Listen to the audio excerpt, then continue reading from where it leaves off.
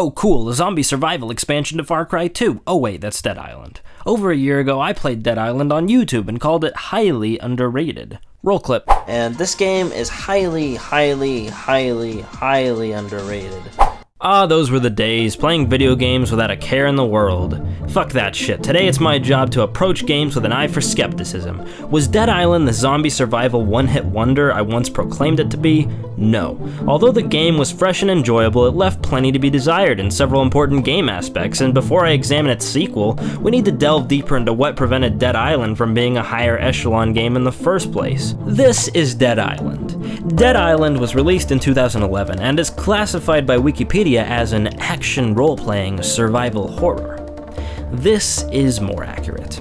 Dead Island favored action and playability over survival horror elements. Scavenging for items wasn't a necessity so much as an annoying time waster. The game also opted for generic go here, get this quest objectives as opposed to gripping horror narratives. Horror was presented, sure, just not nearly enough. However, in the face of glaring character flaws, game glitches, and an identity crisis, Dead Island was still an enjoyable game. Gamers had a fun time exploring the island atmosphere of Banoi, upgrading their equipment and leveling their character. The core game aspects were there, it just needed some major improvements. And thus, Dead Island Riptide was announced in the latter half of 2012, promising a continuation of the lackluster ending presented in the first Dead Island. Will it deliver? Can it deliver? Let's find out.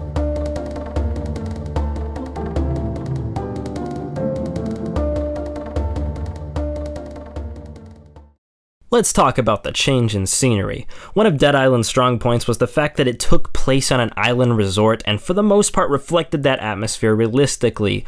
Not only that, but notable map locations were relatable and memorable. The lighthouse, the prison, the police station, the bungalows. As players progressed, they began to get a feel for these locations. This did not carry over to Riptide. In Riptide, we have the good old treehouse area, and then, generic jungle area number 1. Okay, well, how about a village? Yeah, that's memorable, right? Well, actually, there's more than one village, so I guess that doesn't really count. How about the beach? That's pretty memorable, right? The beach? Wrong. Dead Island Riptide has a much less memorable game world to work with. Even navigating the map felt convoluted. If you want to get anything done, you're forced to stick with the rigid pathways laid out by developers. And that's no fun. Probably the only positive atmospheric change is the introduction of weather patterns, but sometimes they transition poorly. I'll be walking around enjoying the summer air when suddenly it's storming like Hurricane Katrina on our period. They did introduce boats as a new traveling mechanic to spice things up, but here's the problem. Every time you step foot in a boat, you're taking your life into your own hands. The waters of Island Palamsmurgaboosh, whatever, are littered with these annoying water zombies. I think they're called drowners or Andrea Yates or something like that. Anyways, the little bastards climb onto your boat and drag you into the water, and once you're out of the boat and in the water, your chances of dying before getting back in your boat are somewhere between 100 and 300%. In short, the boats are fucking aggravating and don't improve the game. A returning world mechanic in Riptide is the hub-based mission system. Yes, visit the hub town, accept a generic item fetching quest, brave the zombies to get item X, and bring it back. I'll do my best. Then repeat. Again, and again, and again, and again, and again, and then you stop playing because it's 2 AM and you gotta get up for work in a few hours. Yes, if you've played Dead Island, then you know this feel. Repetitive, uninspiring, lackluster grab-and-go quests. They're a staple of the modern RPG diet, but if you're someone who prefers an imaginative and enthralling narrative over constant XP grinding, this probably isn't the game for you. Riptide does have a cohesive plot that's a slight improvement over the previous game, but this is a Dead Island game. 90% of the time, the story element takes a backseat to virtually everything else.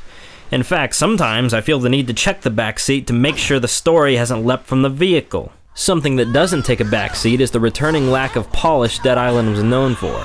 Glitches, rough animations, visual bugs, they're all along for the ride. Take a look at this example. I had to survive a wave of attacking zombies, right? And I can't continue the game if they aren't all dead.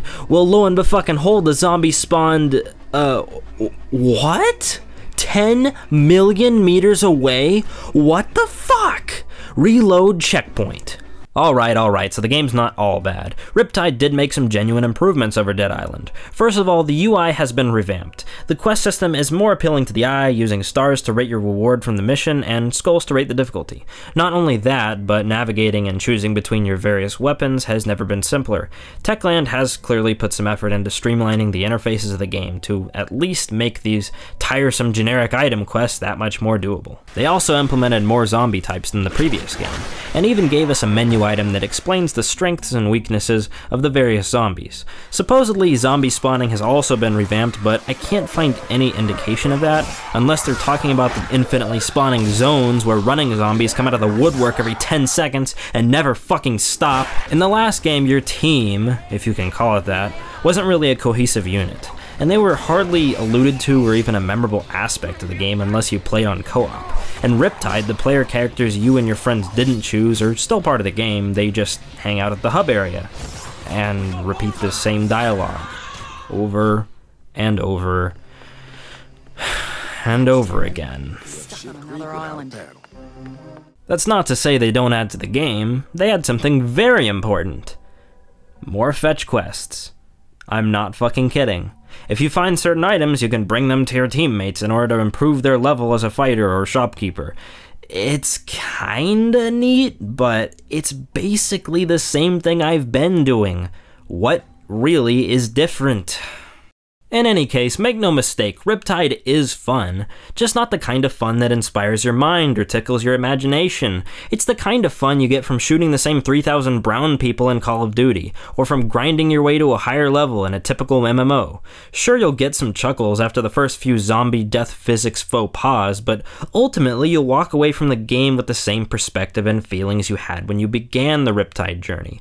For the most of us, our time spent on Riptide will have meant almost nothing. I recommend this game to anyone who hasn't played the first Dead Island. If you have played the first Dead Island, I wouldn't come near it unless you really love Dead Island and just have to have another 20 hours of it. Dead Island Riptide is average.